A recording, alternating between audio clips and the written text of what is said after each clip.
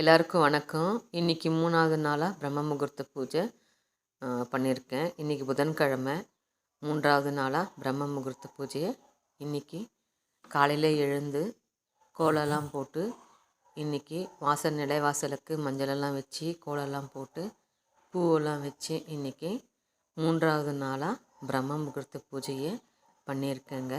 இன்றைக்கி காலையில் விடிய காத்தால் குளிச்சுட்டு ஃபஸ்ட்டு நிலைவாசலுக்கெல்லாம் நான் மஞ்சள் குங்குமம்லாம் வச்சு அப்புறம் சாமிக்கு பிரசாதமாக இன்றைக்கி கேசரி செஞ்சு வச்சு சுவாமி படங்களுக்கெல்லாம் பூவெல்லாம் அலங்காரம் பண்ணிவிட்டு இன்றைக்கி கோலமெல்லாம் போட்டு சின்னதாக முருகனுக்கு கோலமெல்லாம் போட்டுட்டு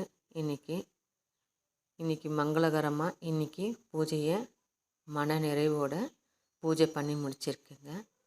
பிரம்ம முகூர்த்த பூஜை பண்ணுறவங்க எளிமையாக கூட நம்ம செய்யலாங்க.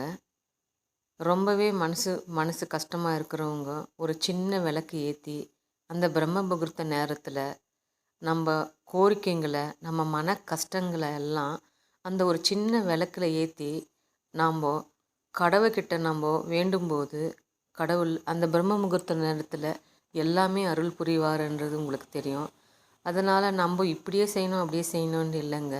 ரொம்ப ஆடம்பரமாகவும் இந்த விளக்கு ஏற்றி ரொம்பவே இது பண்ணி ரொம்ப கஷ்டப்படுத்திக்க முடியாதவங்களுக்கு நான் சொல்கிறது, ஒரு விளக்கு ஏற்றி ஒரு சின்னதாக ஒரு விளக்கு ஏற்றி நம்ம பிரார்த்தனை வச்சு நம்ம கேட்கும்போது கடவுள் மனமுருகி நம்மளுக்கு வழிகாட்டுவார், நம்மளுக்கு நல்லதே பண்ணுவாருன்றது நம்பிக்கை இருக்குங்க. அதனால் நம்ம ஒரு எளிமையான முறையில் நம்ம இப்படி கூட செஞ்சு வழிபடலாம்.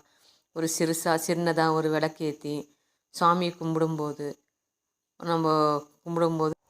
நம்பிக்கையோடு ஒரு மனம் உருகி பிரார்த்தனை தான் பண்ணி பாருங்களேன். எந்த கஷ்டமும் நம்மளை நெருங்க விட மாட்டார். அதனால் அந்த நம்பிக்கையோடு நம்ம இந்த பூஜையை நீங்கள் பண்ணி தான் பாருங்களேன். இந்த வீடியோ உங்களுக்கு பிடிச்சிருந்தா மறக்காமல் என்னோடய சேனலுக்கு சப்ஸ்கிரைப் பண்ணுங்கள். என்னுடைய சேனல் அன்புடன் உங்கள் தோழி சேனல். மறக்காமல் சப்போர்ட் பண்ணுங்கள், சப்ஸ்கிரைப் பண்ணுங்கள்.